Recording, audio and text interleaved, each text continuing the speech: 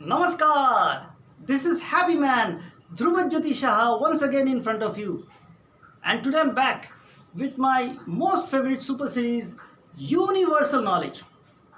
But right now, I'm going to tell you about 10 different benefits of being a brahmachari, or 10 different benefits of following the path of brahmachari. What are those? First, if you're a brahmachari, it will help you to develop a pure mind. That is the first benefit. Second, it helps a person to attain self-realization. Why? Because a brahmachari devotes his time and effort, invests his time and effort for himself. So this gives him an opportunity to attain self-actualization, self-realization. The third benefit of being a brahmachari is that he gets connected to the universe. There is a divine connection. For example, there are many people who feel the sun, see the sun, but they do not have this connection. I'm talking about connection.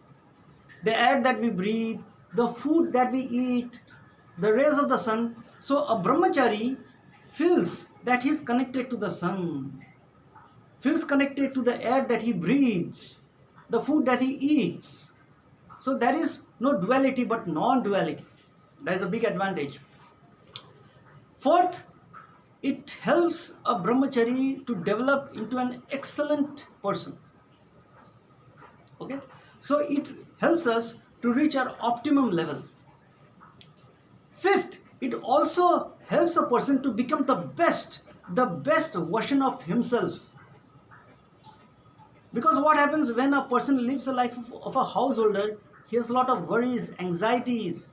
He may not live up to the best version of himself. But a brahmachari has a great opportunity to be the best version of himself. And sixth one is very simply, and you would agree, that since a person practices sexual abstinence, he won't get sexual transmitted diseases such as syphilis, gonorrhea, HIV, AIDS, out of question. Because a brahmachari practices sexual abstinence. So no question of those diseases, isn't it? Such a freedom. Then on top of that, the seventh benefit is he has a clean conscience. Because of living a clean life, a pure life, a life of self-discipline, sexual abstinence, he has a clean conscience.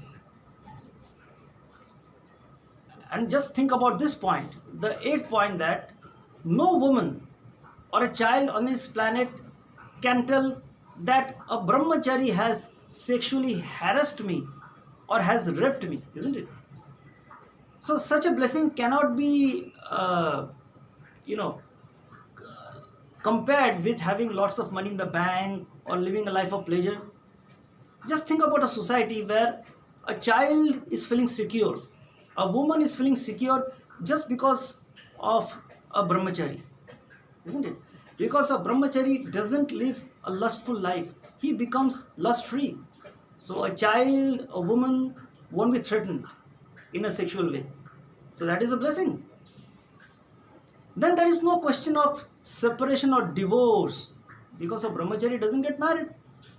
So there is no heartbreak, no worry about getting separated or divorced. That is an added blessing. And another final advantage, the 10th point, is that a brahmachari helps to keep the population under control.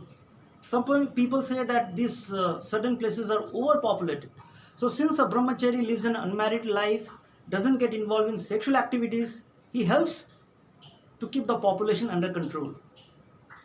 So the life of a brahmachari can have a lot of blessings, advantages. So think about it.